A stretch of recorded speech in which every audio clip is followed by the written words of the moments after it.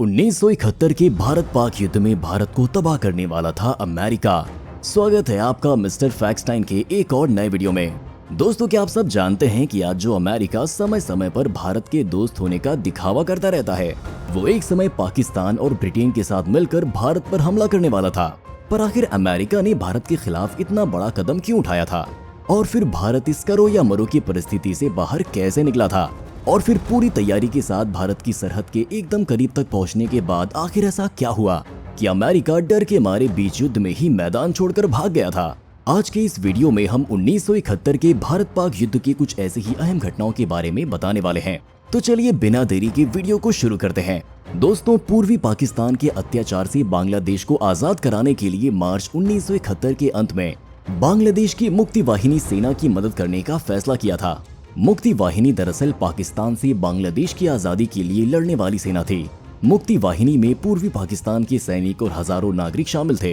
31 मार्च 1971 को इंदिरा गांधी ने भारतीय संसद में भाषण देते हुए पूर्वी बंगाल के लोगों की मदद करने की बात कही थी।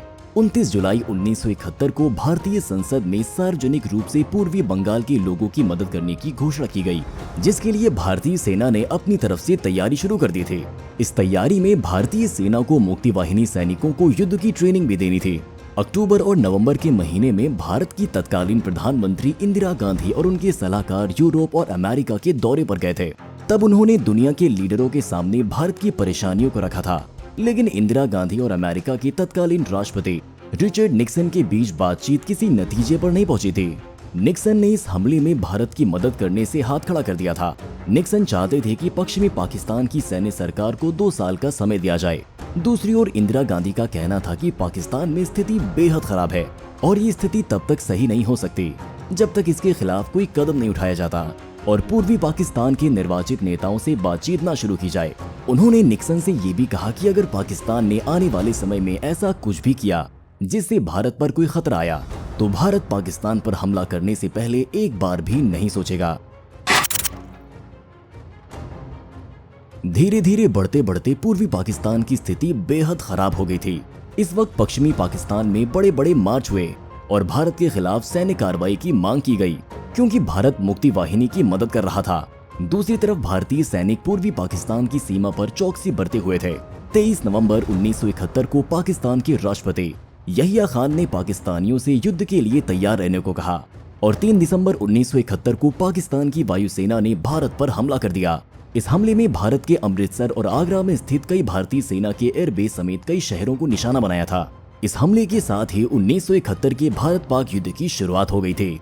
इस युद्ध के शुरू होते ही भारतीय वायुसेना और बांग्लादेश की मुक्ति वाहिनी सेना ने पाकिस्तान का हाल बदहाल कर दिया था और तब पूर्वी पाकिस्तान का हाल बहुत बुरा हो चुका था, जिसके चलते पाकिस्तान ने पश्चिम की तरफ से भारत को घेरने की कोशिश शुरू की। पर भारतीय नौसेना के तो कुछ और ही इरादे थे। उसने पाकिस्तानी सेना के भारतीय बेसिस पर हमला करने के जवाब में पाकिस्तानी नेवी को ऑपरेशन ट्राइडेंट और ऑपरेशन पाइथन में पूरी तरह बर्बाद कर दिया। इन हमलों में पाकिस्तानी नौसेना का मुख्य कराची पोर्ट पूरी तरह तबाह हो गया था। लेकिन इन सब में अमेरिका कहां से आ गया? आपको बता दें, अमेरिकी राष्ट्रपति निक्सन इस युद्ध की शुरुआत से ही पाकिस्तान के पक्ष में थे और तभी उन्होंने इंदिरा गांधी के साथ अपनी मीटिंग में भारत की मदद करने से मना कर दिया था। 10 दिसंबर 1971 के दिन भारतीय सुरक्षा एजेंसियों ने एक मैसेज डिकोड किया, जिससे पता चल रहा था कि अमेरिकी नौसेना का 7वां बेड़ा, जो कि आज के समय में भी अमेरिका का सबसे ताकतवर फ्लीट माना जाता है, अमेरिकी वॉरशिप्स का ये फ्लीट भारत की बंगाल की खाड़ी की ओर बढ़ रहा है। उस वक्त अमेरिका के इस बेड़े में उस समय का सबसे बड़ा न्यूक्लियर एयरक्राफ्ट कैरियर, 75,000 टन वजनी यूएसएस एंटरप्राइज 70 फाइटर जेट्स और भी कई एडवांस वॉरशिप्स के साथ था, जिनमें भर भर के मिसाइल्स और कई तरह के और भी हथियार थे। अमेरिका की इस फ्लीट से लड़ने के लिए भारतीय नौसेना का पूरा फ्लीट अपने इकलौते एयरक्राफ्ट कैरियर 20,000 टन वजनी INS विक्रांत के साथ तैयार था, जिस पर सिर्फ 20 फाइटर जेट्स थे। पर इसके बावजूद भारतीय नौसेना अपने देश के लिए मजबूती से दुश्मन से लड़ने के लिए पूरी तरह तैयार थी। एक रिपोर्ट के मुताबिक जब भारतीय नौसेना के वाइस एडमिरल एन कृष्णन से पूछा गया कि क्या भारतीय नौसेना अमेरिका के 7वें बेड़े से लड़ पाएगी, तब उन्होंने बोला, हम तो सिर्फ ऑर्डर का इंतजार कर रहे हैं। इसी वक्त रशियन सुरक्षा एजेंसियों ने भी भारत को बताया कि अमेरिका का जिगरी यार इंग्लैंड का एयरक्राफ्ट कैरियर HMS ईगल भी भारत की ओर बढ़ रहा है। तब इंदिरा गांधी को समझ आ गया था कि अब हालात हाथ से बाहर जा रहे हैं तब उन्होंने रूस से फ्रेंडशिप ट्रीटी के तहत हेल्प मांगी। भारत पर हमला करने की साजिश में अमेरिका और इंग्लैंड एक साथ थे। उनकी प्लानिंग के हिसाब से अमेरिका बे ऑफ बंगाल से और इंग्लैंड अरेबियन सी की तरफ से भारत पर हमला करने वाले थे। तब तत्कालीन रूसी प्रेसिडेंट लियोनिड ब्रेजनेव ने 13 दिसंबर को तुरंत प्रभाव से परमाणु हथियार से लैस वॉरशिप्स की एक फ्लीट को भारत के लिए रवाना होने का ऑर्डर दिया। इस फ्लीट की कमांड रूस के बैटल फ्लीट के कमांडर व्लादिमीर क्रुगलियाकोव कर रहे थे। रूस के इस फ्लीट में न्यूक्लियर सबमरीन्स भी थे, पर इन सब के टॉर्पीडो और मिसाइल्स की रेंज 300 किलोमीटर ही थी। इसीलिए इन्हें जल्द ही अमेरिकी फ्लीट से आगे निकलकर भारत तक पहुंचना था, जिसमें ये कामयाब भी हो गए। और इसके तुरंत बाद रूसियों ने अपनी मिसाइल को अमेरिका के 7वें बेड़े की तरफ कर दिया था। इसी दौरान रशियन फ्लीट ने इंग्लैंड की फ्लीट से अमेरिका को भेजा गया एक मैसेज डिटेक्ट किया था।